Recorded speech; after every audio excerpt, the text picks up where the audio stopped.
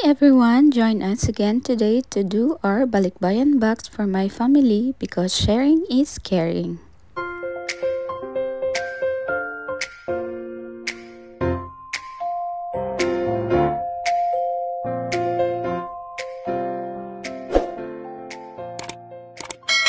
Una ay tinanggal na muna namin ng anak ko ang nakatali sa box para maptapan ko na ang ilalim ng box at mailagay na rin ang mga pinamili ko. Mas excited pa tong anak kong magbukas kami ng box kasi alam ko maglalaro na naman siya sa loob ng box. Nagpipresenta naman siyang tumulong kaso nga lang mas madami yung paglalaro niya. Batang naman. Kaya hinahayaan ko na. Gusto daw niya pumasok sa loob ng box kasi gusto daw niya mag-camping. Hindi naman ito titigil kaya pinagbigyan ko na. I love you, Mommy! Ayan na nga, tuwang-tuwa siya na makapasok sa loob. Woo! Hindi ko pa sana ito gagawin kasi hindi pa naman siya madami yung pinamili ko. At alam ko hindi pa ito mapupuno ang box. Kaso kailangan ko na talaga siyang ilagay kasi nga puno na doon sa stock room. Wala nang mapaglagyan. So para na rin matansya ko yung box kung gaano pa kadami ang gastusin na naman ang idadagdag sa mga ipapadala. Tsaka hindi naman din marami. Konti lang naman para naman mapasaya sila doon. Lalo na ang mga bata. Gustong gusto nila itong chocolates at ramen. Tsaka yung iba din na naipon o nabili namin ay nung pumunta pa kami ng USJ. Naglaan din kami ng konti sa kanila. At tutuwa rin naman kasi kami na mamahagi lalo na't excited din sila na buksan ang mga nilalaman ng box. Surprise! Naisipan ko na i-vlog ang mga ipapadala ko, bali memories ko na rin ito. Minsan habang tinitingnan ko ang vlog ko, minsan napapaisip ako na magpursige pa at hindi mag-quit sa mga bagay na nagpapasaya sa akin. Nakaka-happy rin na nararanasan ko na rin itong mga bagay na ganito at nagpapasalamat ako ng lubos sa itaas sa mga biyaya na binigay niya sa amin.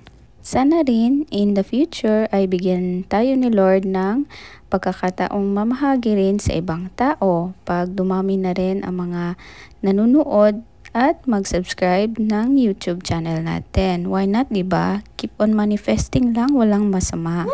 Baka ikaw na nanonood ng vlog ko ngayon ay makapunta ka rin dito sa Japan in the future at ikaw na rin ang magpapadala sa pamilya mo next time. Trust the process lang. Kapag may pangarap ka sa buhay, tutulungan ka ni Lord. At mag-pray lang. Samahan mo na rin ng sipag at tiyaga. Yes. 3, 2, 1. Hi, everybody! This is me, Shuka. This is Mommy. We're gonna make Violet box. Violet Bayan box. And let's do the jumping party.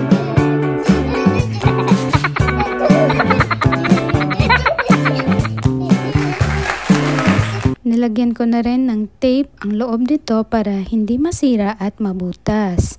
Mas mabuti nang sigurado para makarating din sa kanila ng maayos. Yes. At sinulatan ko na rin ng pangalan at address sa labas ng box at yung mga papel na o dokumento na kailangan para sa papadalhan ko doon sa Pilipinas.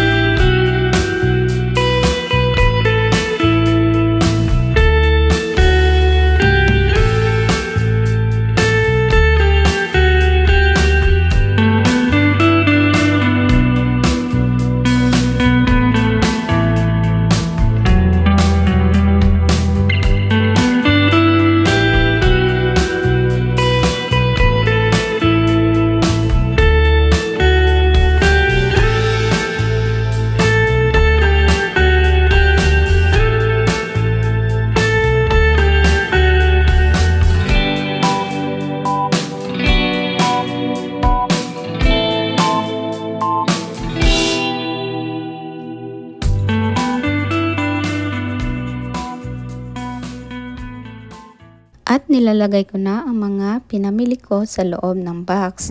Tinutulungan din ako ng anak ko. Matulungin rin naman pala at hindi lang puro laro. Charis. Maganda yan para masanay din siya tumulong paminsan-minsan sa iba. At nilagay ko na rin tong mga chocolates na pinamili ko. At sa nakikita nyo ay hindi pa siya puno at marami pang kulang at marami pa tayong bibilhin. Siguro aabutin ito ng mga 1 taon. Charis. Tiwala lang mapupuno rin ito. At saka, sinigurado din namin na matagal yung expiry date ng mga ipapadala namin para hindi naman masayang at talagang makain nila o magamit nila yung mga ipapadala namin. Sa wakas ay natapos na rin ang paglalagay ko. Buti at may pasalubong tayo for today's vlog. At tamang-tama at nagutom na rin kaming dalawa. Kakainin muna namin itong KFC. At nakakatakam tingnan. Wow! Paborito ko rin ito dito sa Japan. Medyo pricey din itong KFC dito sa Japan. Tsaka pag may mga event or mga okasyon, ito yung madalas na hinahanda nila. At makikisuyo na rin po ako. Don't forget to subscribe to my channel, Janice Chang Vlog. At tingnan niyo na rin po ang mga videos na in-upload ko. Thank you! Kain po tayong lahat. So, unang subo po sa inyo. Ayan. Ang sarap nito. So, hanggang dito na lang muna ang vlog ko. Salamat sa panunood. Hanggang sa next vlog. Mata ne!